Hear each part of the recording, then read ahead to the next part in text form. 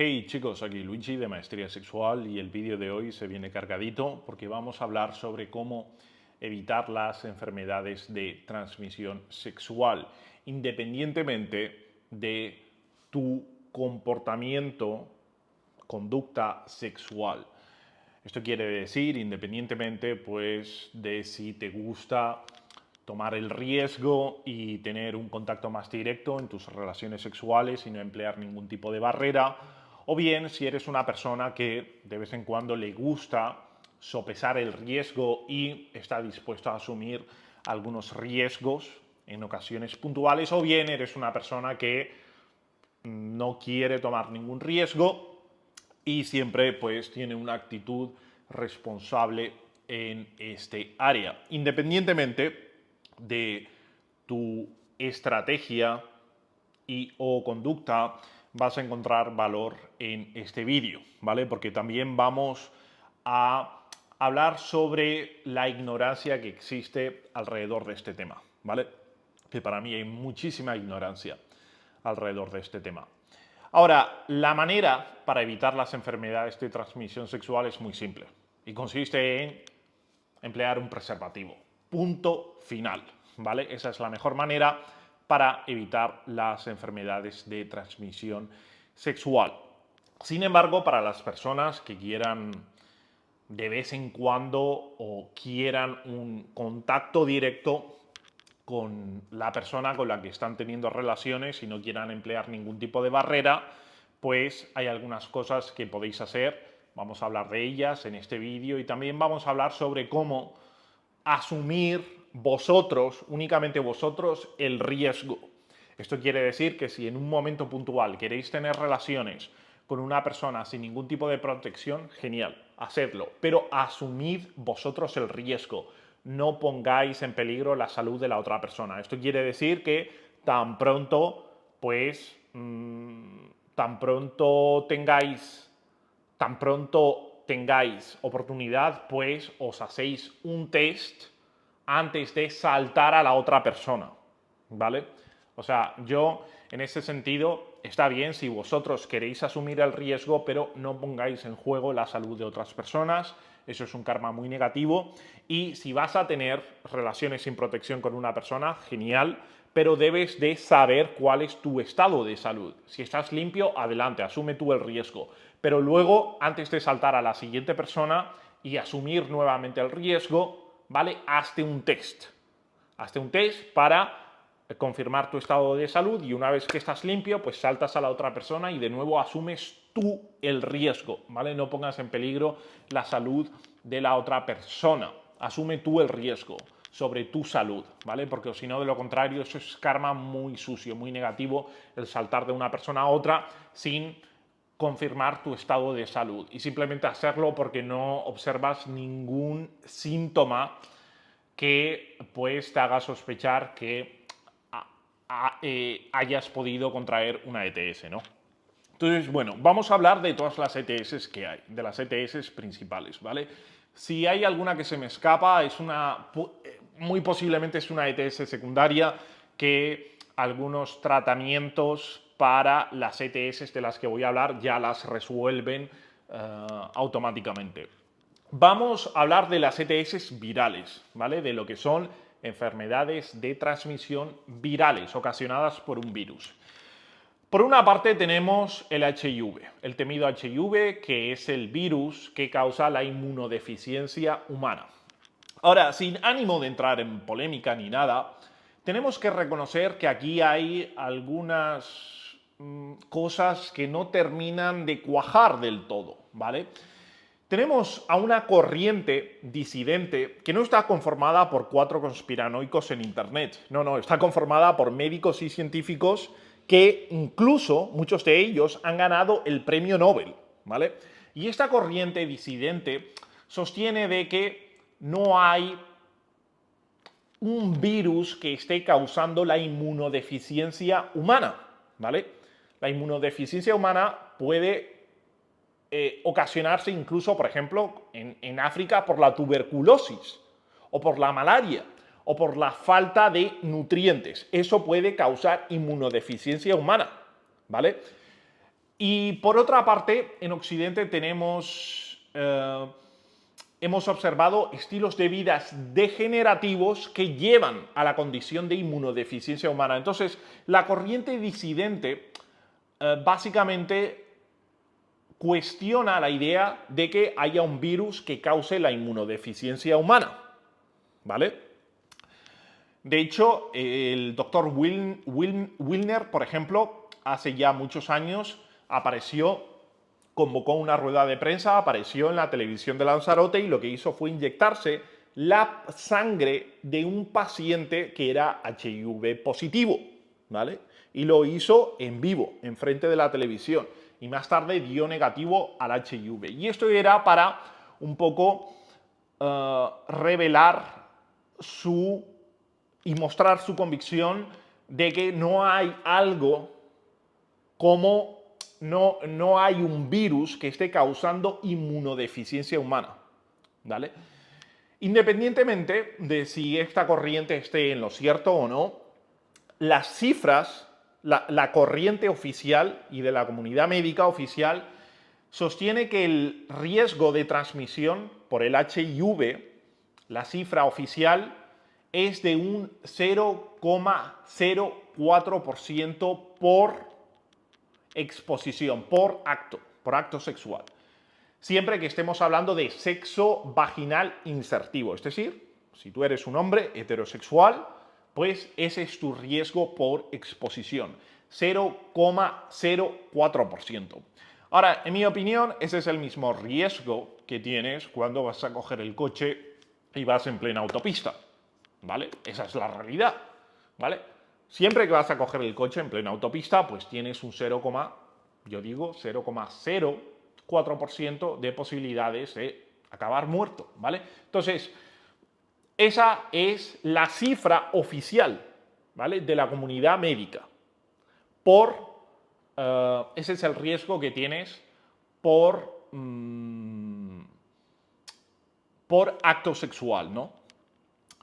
Tienes un 0,04% de posibilidades de acabar pues contrayendo el HIV, si es que el HIV es un virus que causa inmunodeficiencia humana. Yo, desde luego, no lo tengo del todo claro porque hay muchas, como dije, hay muchos cabos, muchas piezas en este puzzle que no encajan del todo y para mí no tienen mucho sentido. Pero bueno, mi intención no es causar polémica, estoy aquí refiriéndome a la cifra oficial, ¿vale?, que es del 0,04%. Luego, por otra parte, tenemos el virus del papiloma humano, que en las mujeres pues sí es un poco peligroso y puede causarles cáncer cervical. Por eso los médicos ahora están recomendando a las mujeres a vacunarse contra el HPV. Pero en caso del hombre, si tienes un buen sistema inmunológico, este virus no te afecta para nada. Para nada. De hecho, tu sistema inmunológico lo resuelve rápida y fácilmente. De hecho, tenemos algunas terapias hoy en día como la criogénesis, creo, que consiste en congelar lo que son las verrugas. Tenemos el láser y tenemos cremas también que hacen que las verrugas genitales, ¿vale?, que es el síntoma que ocasiona este virus, pues desaparezca, ¿vale? Y si tienes un buen sistema inmunológico, tu sistema inmunológico pondrá freno a este virus que se contagia contacto piel con piel, ¿vale? No es que se contagie por fluidos ni nada, no, se contagia contacto piel con piel, el HPV. Después tenemos el herpes genital, que vendría siendo el HSV2.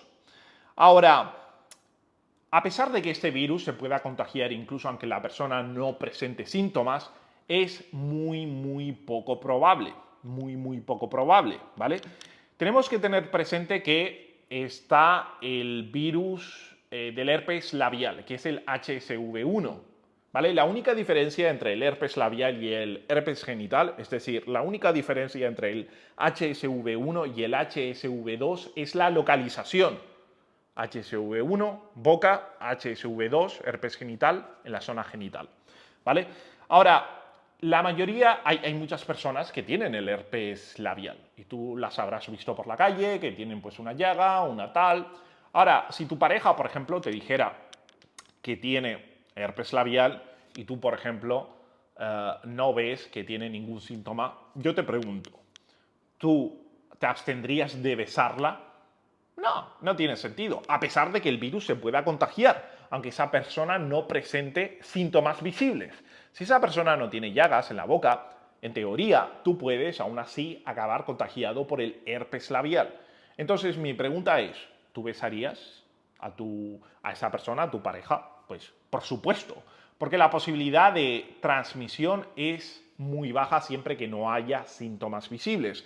De hecho, para mí, el porcentaje de transmisión se ha exagerado porque las empresas farmacéuticas quieren vender lo que son los antivirales para el herpes, como el Valtrex. Y las personas que, por ejemplo, no tienen ningún síntoma del herpes, o sea, que tienen el HSV2 y no tienen ningún síntoma presente del herpes genital, pues a estas personas se les convence de que tienen que tomar medicación para evitar, pues, contagiar este virus a sus parejas, ¿vale? Y eso para mí, pues, honestamente, no tiene mucho sentido. Para mí, el herpes se contagia cuando hay síntomas visibles, a pesar de que la comunidad médica oficial nos dice de que este virus se puede contagiar incluso cuando no hay ningún síntoma presente. Yo, en mi opinión, no me creo eso,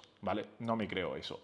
También, porque como dije, pues hay un incentivo grande. La gente tiene que entender lo poderoso que es el incentivo económico, ¿vale? El incentivo económico es lo que mueve el mundo, ¿vale? Es lo que mueve todo, el incentivo económico. Entonces, claro, para estas comunidades, para estas empresas farmacéuticas, hacer ver a los que padecen del herpes genital, hacerles ver de que pueden contagiar este virus a sus parejas, incluso aunque no presenten sintomatología, y que lo mejor para evitar esa transmisión es tomarse el antiviral, que de esta manera van a reducir considerablemente el riesgo de transmisión, pues eso sí les favorece, ¿no? Porque hay un incentivo bastante poderoso.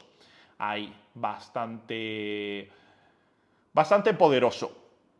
Pero como dije, la única diferencia entre el herpes labial y el herpes genital es la localización. Tu pareja, si tienes un herpes labial y ya no lo tienes, a la hora de besar a una chica te vas a tomar los antivirales para no transmitirle el HSV1, el herpes labial. ¿Vas a estar tomando siempre antivirales cada vez que vas a tener un contacto íntimo con tu pareja o con una persona y la vas a besar? No, ¿verdad? Pero ya cuando tienes algún síntoma te abstendrás, obviamente. Si tienes una llaga en la boca, te abstendrás de besar a una persona, te abstendrás incluso de compartir utensilios de comida, como puede ser una cuchara, un tenedor, etc. ¿Vale? Entonces, ¿a dónde quiero llegar con esto? Pues que si no hay síntoma visible, si no hay ninguna llaga, el riesgo de acabar contrayendo el herpes genital de una persona que es HSV2 positivo es muy, muy, muy poco probable, por no decir casi nulo, ¿vale? Luego tenemos la hepatitis B. Todas las personas en países desarrollados se han vacunado han completado el ciclo de las vacunas contra la hepatitis B, ¿vale? Y si tienes las 3 vacunas, hay un 95% de posibilidades que no vas a contagiar la hepatitis B. Estás protegido, ¿vale? Luego tenemos la hepatitis C, que en realidad la vía de transmisión, el contagio por la vía sexual es muy, muy poco probable, incluso aunque la mujer esté menstruando, ¿vale? Esa vía de transmisión es muy ineficiente. Casi todas las personas, por no decir todas, que son hepatitis C positivas, han contraído el virus debido al intercambio del uso de jeringuillas o bien porque se sometieron a un procedimiento médico en el que pues empleó algún utensilio de cirugía que no había sido esterilizado correctamente, ¿vale? Entonces, como habéis visto en el campo de las ETS virales, o sea, nuestras posibilidades de contagio, si eres una persona, un hombre heterosexual, son muy reducidas, ¿vale? Ahora nos vamos al campo de las bacterias, ¿vale? A las enfermedades de transmisión bacterianas. El 99% de las enfermedades de transmisión sexual que se contagian son la gonorrea y o clamidia. Voy a repetir esto. El 99% de las enfermedades de transmisión sexual que se contagian son la gonorrea y o clamidia. Y aquí podría incluir también la tricomoniasis, que es un parásito, ¿vale? Una de estas tres, ¿vale? Pues el 99% será la gonorrea y o clamidia. La gonorrea y o clamidia, y digo y o clamidia porque muchas veces cuando una persona da positivo para la gonorrea, generalmente también da positivo para la clamidia. La gonorrea y la clamidia son asintomáticos para la mujer. En el caso del hombre serán muy sintomáticos. Al cabo de 48 a 72 horas, en el caso de la gonorrea, observarás algún tipo de descarga amarillenta, verdosa en tu pene. No tienes que ordeñarlo para ver si tienes algo, no, ya lo verás, ¿vale? Será purulenta, será espesa, estará saliendo de la uretra. Y en el caso de la clamidia, al cabo de 7 a 10 días, observarás cómo experimentarás ardor al orinar, sentirás mucha incomodidad, como una especie de incontinencia urinaria. O sea, cada vez que vas al baño y meas es como, de alguna manera, experimentas esa sensación de que no has vaciado del todo la vejiga. Esos son los síntomas para el hombre. Estas ETS, la gonorrea y o clamidia, en el caso del hombre, casi siempre son sintomáticas. En el 99% de los casos son sintomáticas. Se resuelven fácilmente con un curso de antibióticos. En el caso de la gonorrea, debido a la resistencia de nuevas cepas de la Neisseria gonorrea, pues se suele recetar lo que son una inyección intramuscular del ceftriaxone y también se receta 1 gramo de acitromicin. En el caso de la clamidia, se receta 1 gramo de acitromicin y ya está, ¿vale? Luego tenemos la tricomoniasis, que es un parásito bastante silencioso. No tanto, o sea, en el caso de las mujeres hay un 20 a 30% de posibilidades que sea asintomático, pero para muchas mujeres será asintomático. En el caso del hombre es muy silenciosa, es muy asintomática y los tests tampoco son del todo fiables. Entonces, si una pareja tuya te dice de que ha dado positivo a la tricomoniasis y tú das negativo, aún así es recomendable que tomes el tratamiento, ¿vale? Que en este caso sería metroxinadol, no sé, no me sale el, espera, que os lo voy a decir ahora mismo, metronidazol, ¿vale? Es el tratamiento, una dosis de 2 gramos para eliminar la tricomoniasis, en el caso del hombre y también en el caso de la mujer, ¿vale? Estas son las ETS bacterianas más importantes, ¿vale? Luego tenemos la sífilis, cuya prevalencia suele observarse en personas gays. No la tenemos, yo no he escuchado ningún caso de una persona heterosexual que haya sido contagiado por la bacteria de la sífilis, ¿vale? Ningún caso. Luego sí es cierto que tenemos algunas ETS secundarias como la ureaplasma y algunas otras más que si tu test te da negativo para la gonorrea y clamidia y experimentas algunos síntomas como descarga o ardor al orinar, generalmente el diagnóstico que suelen dar los médicos es de una uretritis no específica. O sea, es una uretritis que está siendo ocasionada por una bacteria que no se ha identificado, ¿vale? Pero estas bacterias son secundarias y generalmente con el tratamiento para la gonorrea y o clamidia suelen desaparecer por completo, ¿vale?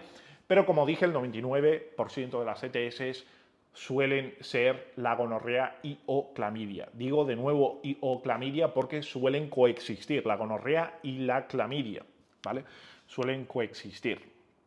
Y la manera para detectarlo es a través de un exudado uretral o vaginal o bien un análisis de orina PCR. También es bastante fehaciente, ¿vale?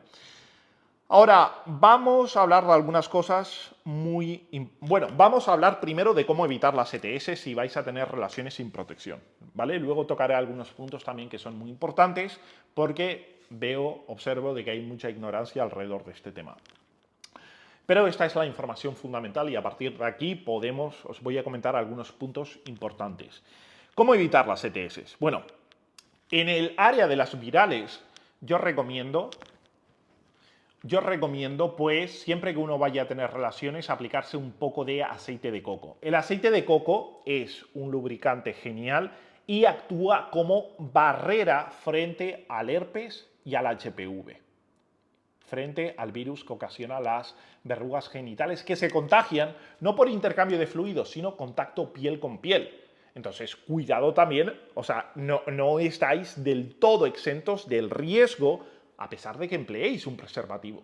Porque si la persona tiene un herpes alrededor, yo qué sé, en la parte externa de la vagina y vuestro pubis hace contacto con eso, ¿vale? Piel con piel, pues podéis acabar contagiando, podéis acabar pues siendo contagiadas por el HPV o el HSV2, ¿vale? Porque estos virus se contagian en contacto piel con piel. Entonces yo recomiendo emplear el aceite de coco, ¿vale? No con un preservativo, porque el aceite de coco no es de base acuosa y puede romper el preservativo, pero si no vais a llevar preservativo, pues aplicaros un poco de aceite de coco porque funciona como una barrera natural. El aceite de coco tiene propiedades antibacterianas y también antivirales y os va a proteger frente a estos dos viruses, ¿vale?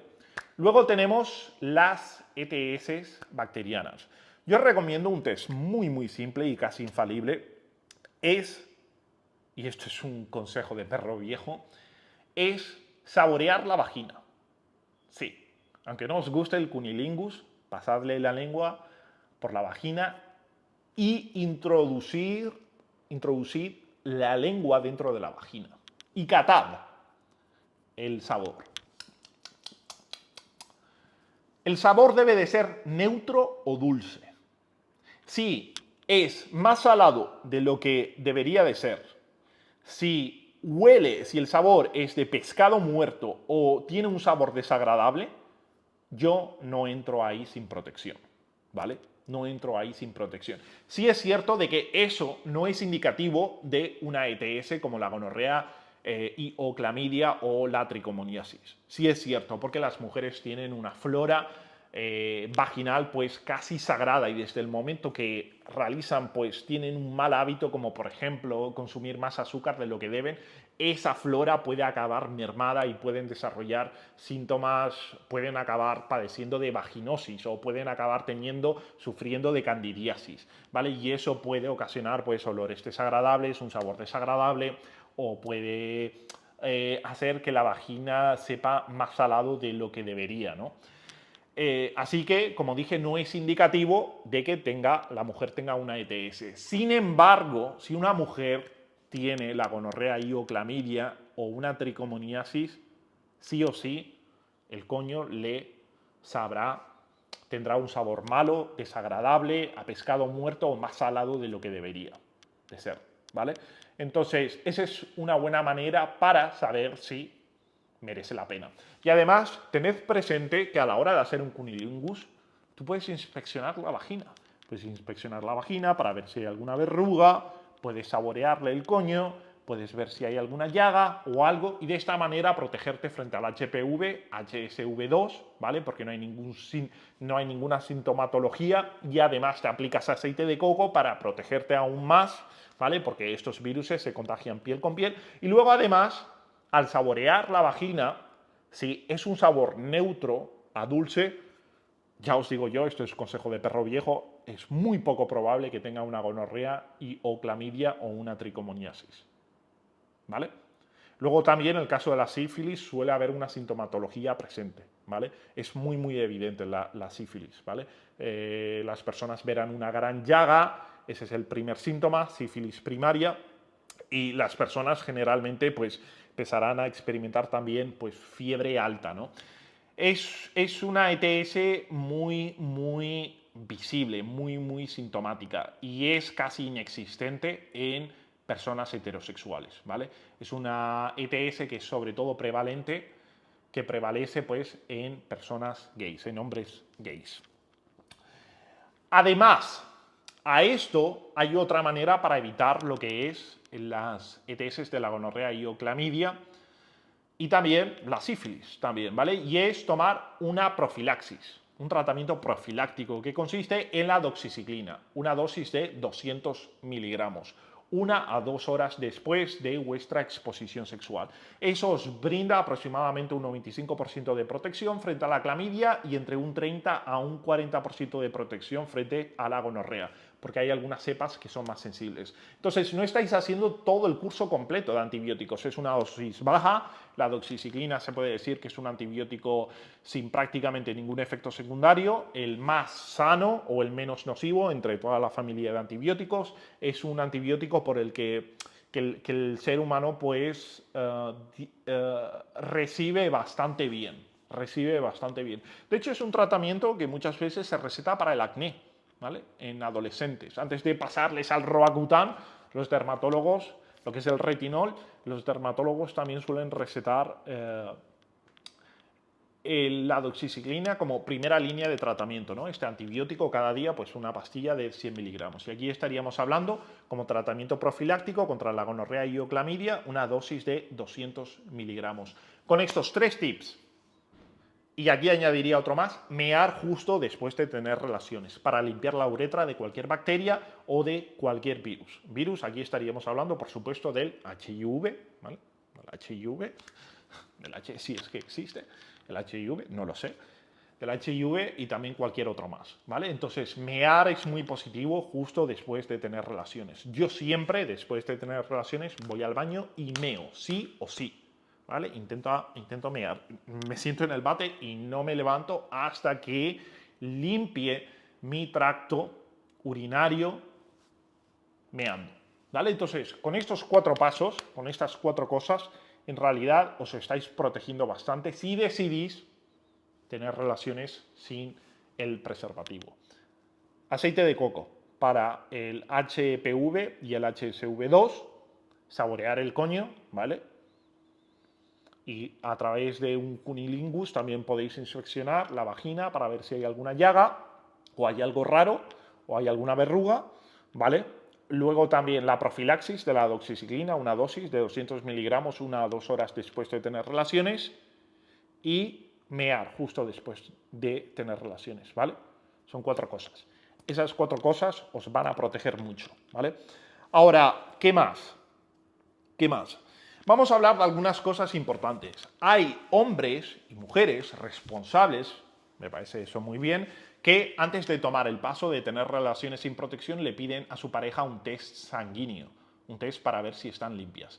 El problema es que tú te vas a un laboratorio y dices, mira, me quiero hacer un análisis de ETS y generalmente, pues las personas que antes de dar ese paso, que se comparten análisis, suelen ser análisis sanguíneos en los que se detecta lo siguiente.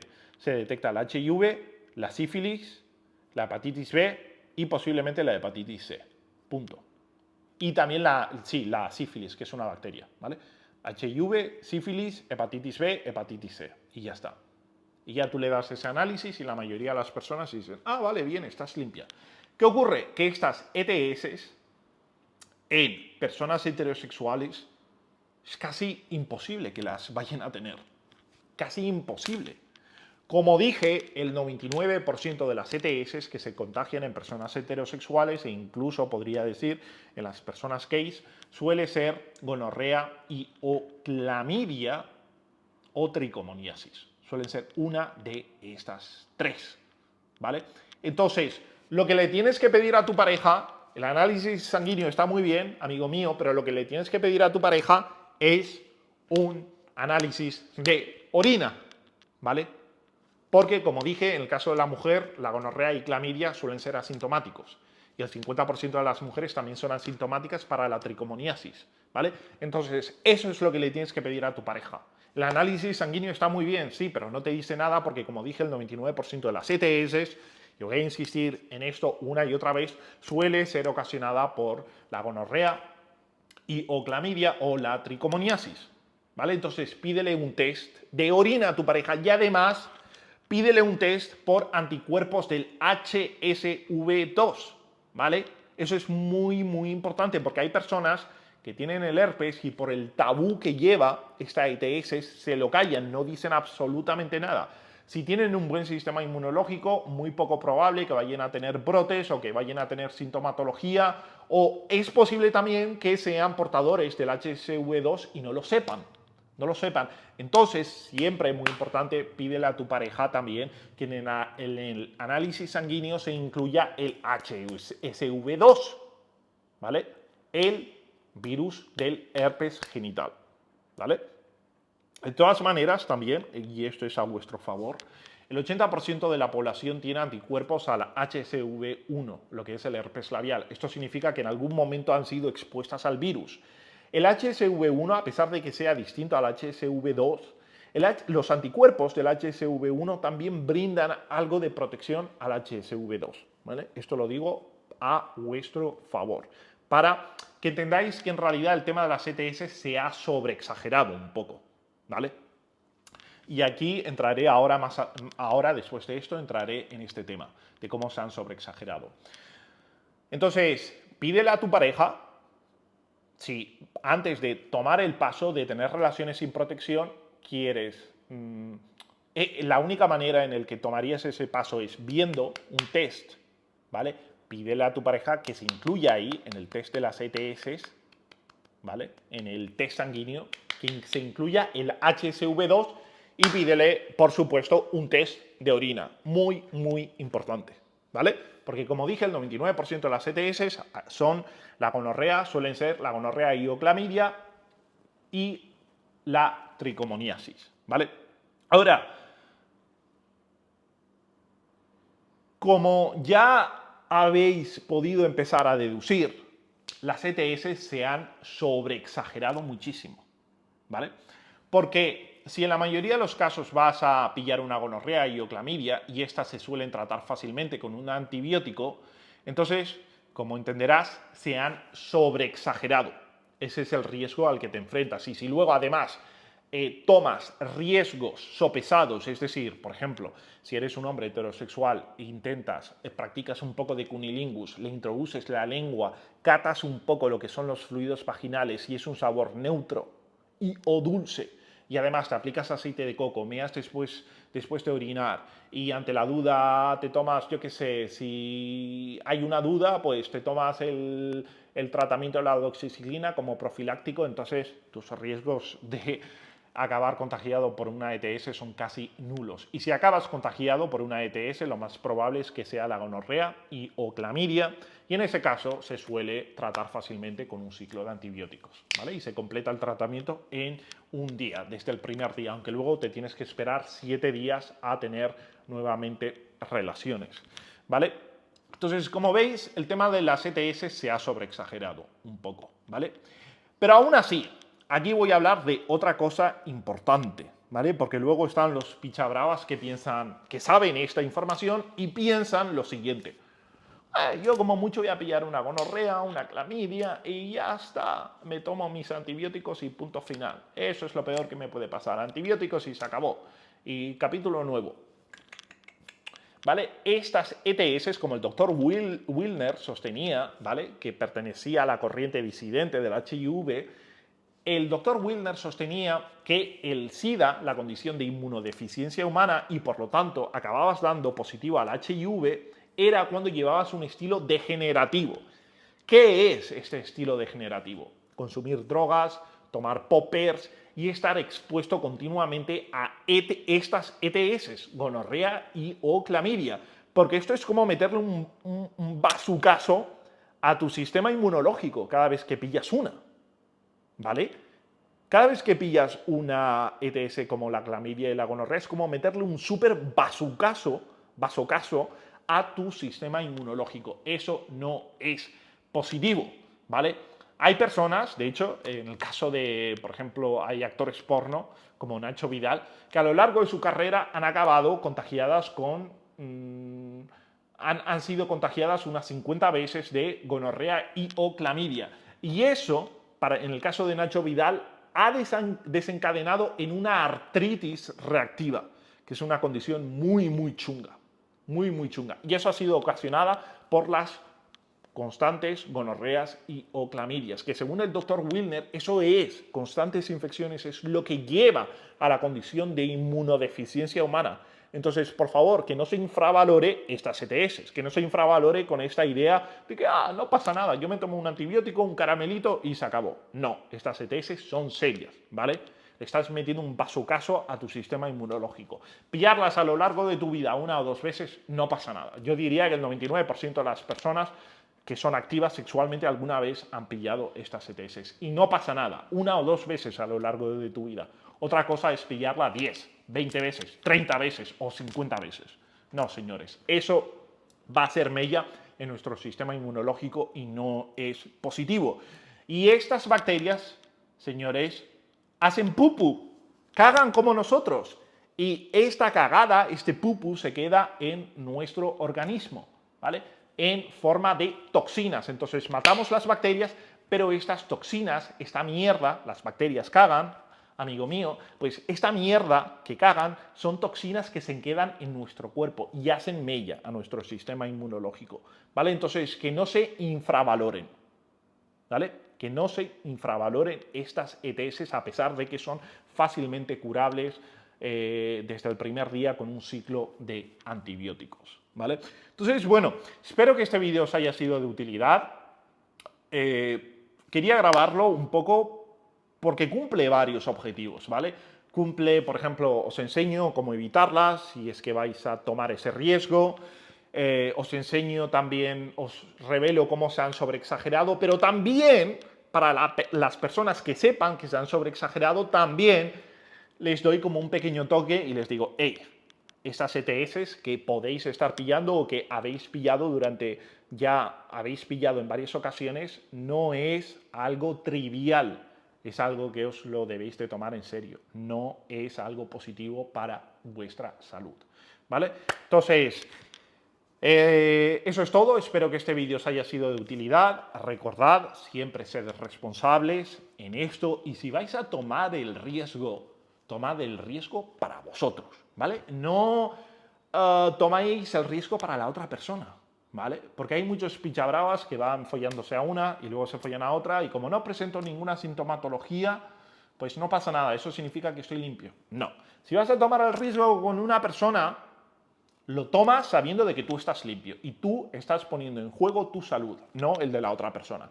Y luego, si quieres saltar a la otra persona, amigo mío, hazte un test, ¿vale?